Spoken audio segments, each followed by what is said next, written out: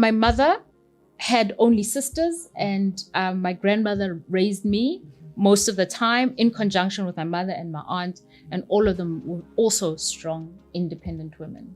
My mother lost her father at a very young age too. So around me, ironically, most of my aunts and uncles had girls. And so there was a huge kind of, let's say, village of just female energy. Yes. But it was a village that said, we do it all. We're capable of it. Yes.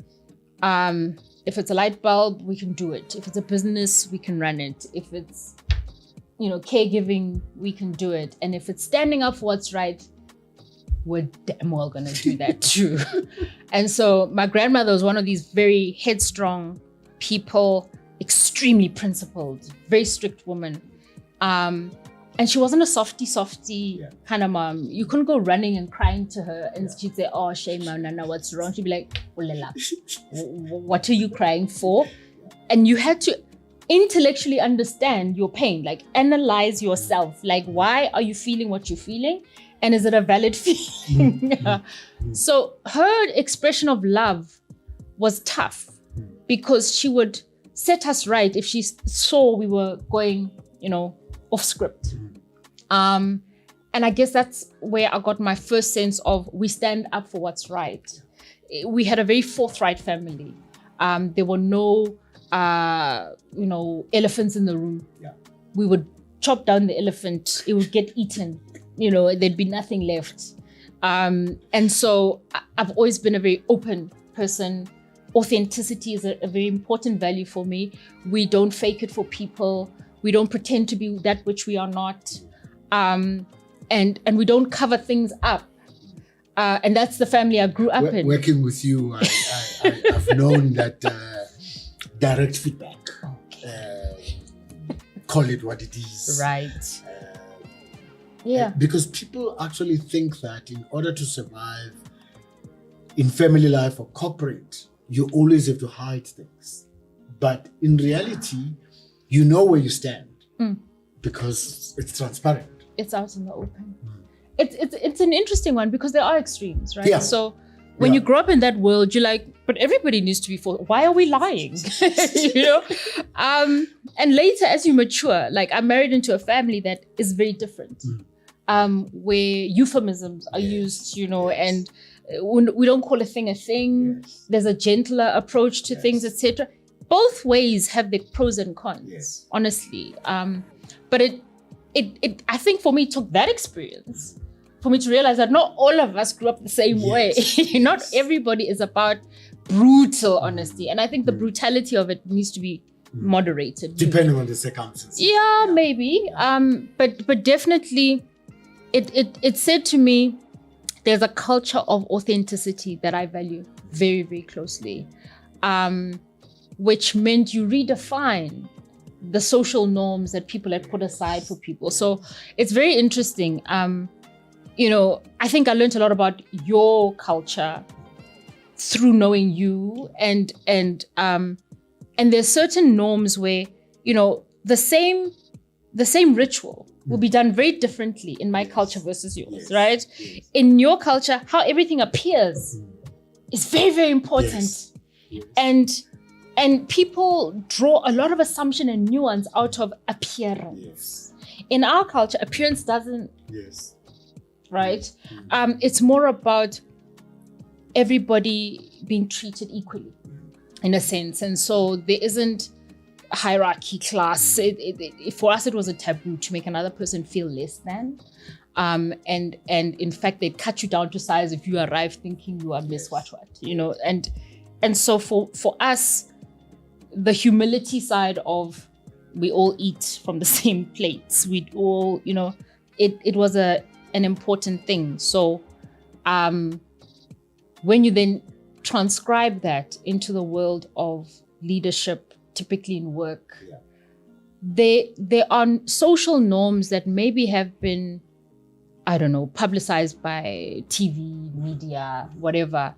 And people have in their mind what a leader looks like, shows up like, dresses like, and there's and an all that. image. There's an image. Yes. And I remember When I first got promoted to an executive, there's this dynamic that happened around me. I was the same person. Yes. Right. So I got the letter. Let's say I got it on the 1st of a month. Yeah.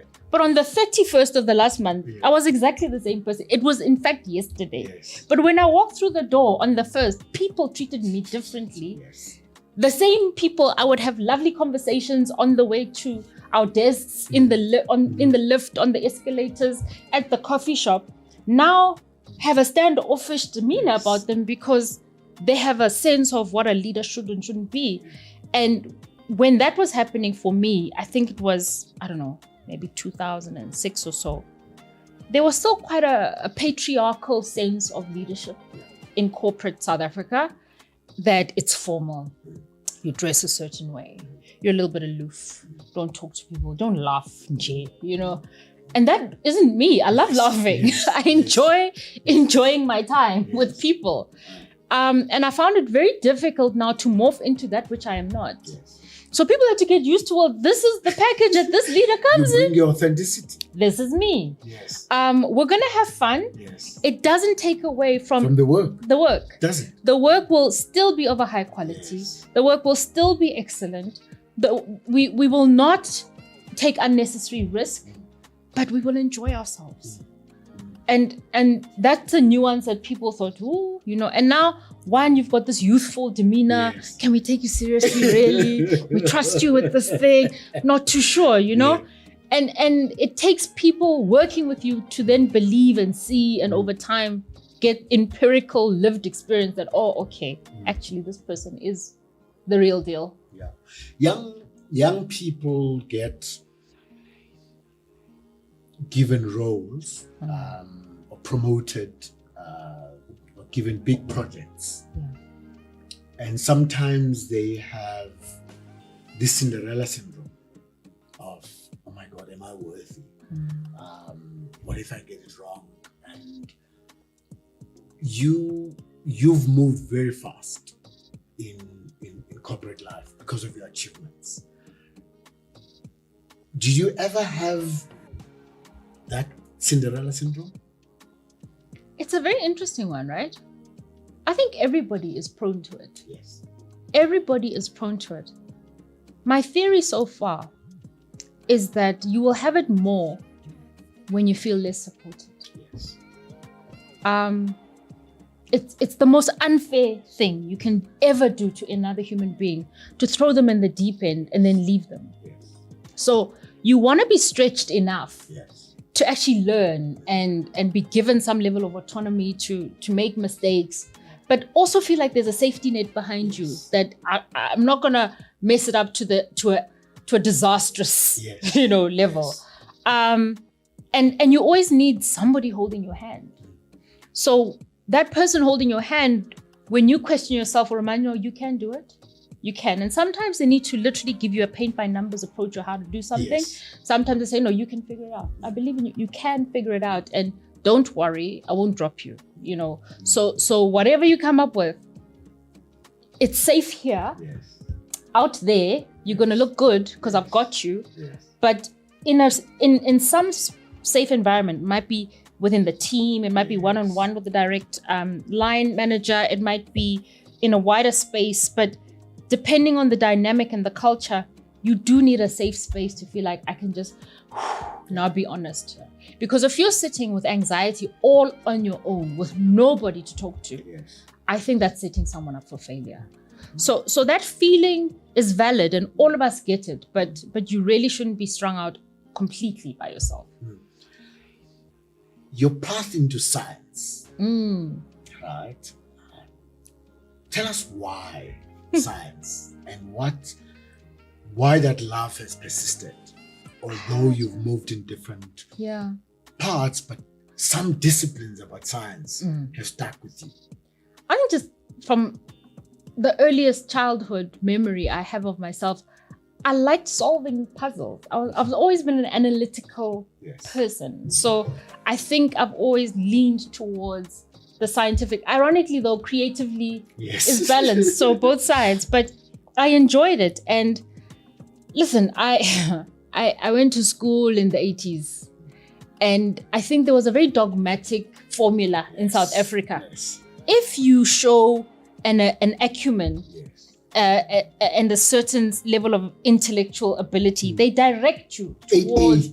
8B. Yeah, 8B, exactly. And 8A do maths and science and biology and physics and so on. And 8B will do, I don't know, you know. I wanted to go to 8D, 8E. They put me in 8A and they made me to do maths and science. Exactly. I wanted to do history and geography. I think the world of education really needs evolving. Yeah. Because intellect and intelligence was measured one-dimensionally, and there's so many different kinds of intelligence, right?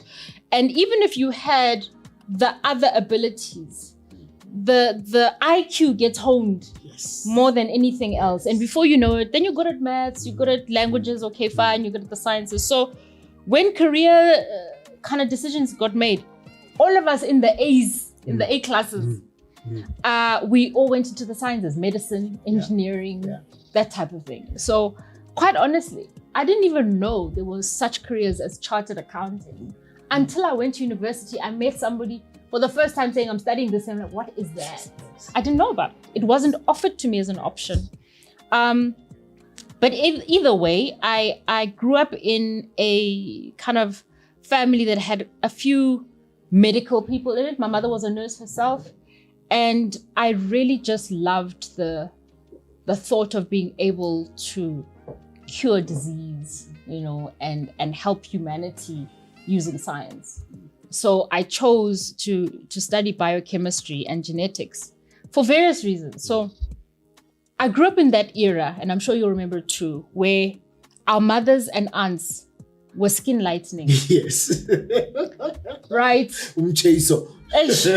Now, this whole self-hatred that came with our history, etc., and our painful past, my mother's light skin to start with. Yes. Like, she's fair as African people go. Yes. And yet they were still making themselves even lighter with these skin lightening creams, which in turn gave them pigmentation for life and burnt their skins, etc. And then we were all subjected to hair straightening, like things that were just unnatural for us. And for me, I just observed these adults around me causing self-harm willingly and going through pain. And I didn't understand why. And I remember when I was a young child saying, I want to fix that. I want to sort you out, right? So that kind of channeled me that direction. In my mid-teens, I went through some difficult times at home and was really rescued by joining a youth group in our neighborhood. And I will always be forever grateful to Mutsumi Senne, actually. He's passed now, and I'd love his family to know that he was an amazing influence in our life because he observed aimless kids that could go left or right. And he thought, let me give them structure. So put together a youth group sponsored by the Planned Parenthood Association, which is the organization he worked for. And because I have a big mouth and talk a lot, he said, you would be a great peer counselor, right? But the context was HIV/AIDS was rife. Infection rates were skyrocketing in young people. And the government had not yet acknowledged that it was a problem in South Africa. And so they rolled out a program that said, get the youth to educate the youth. And that's how I started in that. And for me, observing so many people catching, it was the pandemic of its time, right? Out of shame, out of lack of knowledge, and then having to also die, to me, didn't add up. So I said, I'm going to study and find the cure for this thing. Cancer and AIDS was my mission. That's what I went into university wanting to do, right? That was like the honorable goal, because I think I've always wanted to just solve problems, fix societal ills. And I loved it. I studied biochemistry and genetics. I enjoyed myself. But when I finished university, lo and behold, no entity in South Africa, private or public, is investing in HIV research or cancer research. What were we investing in at the time? Drought-resistant crops. So I guess food security was an issue, but it was a the biggest disappointment for me that at the dawn of democracy, with all these opportunities available to us that previously weren't there, and when our economy needs us almost, now the thing I want to do in this economy is not available to me. And I had to make a choice of, okay, do I leave and go do it elsewhere? Or do I stay and try contribute differently? And I was in the process of now thinking maybe I should start again and do a BCom, because now I've got this degree, but very few organizations are going to take you, right? And they are the FMCG manufacturers that you could join if you're a scientist. But I really wasn't impressed by the thought of, I studied for this noble cause. Now I'm going to use it to make a better pair of nappies or a better beer, or, you know what I mean? Yeah. It didn't resonate. So I think fate then happened, honestly, because it really wasn't my doing. I was having this debate in my head, and then there was graduate recruitment happening on campus, and the management consulting firms were also recruiting. So it wasn't just the accounting firms or whatnot, but you know, at the time it was Anderson Consulting, later became Accenture. They had this campaign on campus to recruit graduates, and they gave out these licorice all sorts packets. And they said, we take all sorts. I said, I'm going to take you up on that offer. So I handed in my CV. They put me through a whole lot of psychometric tests. And they said, we like your brain. Your brain works for strategy work. We're going to train you to do this thing. And I found myself doing something I never imagined I would love. I didn't even know existed. But I think that was the beginning of my career.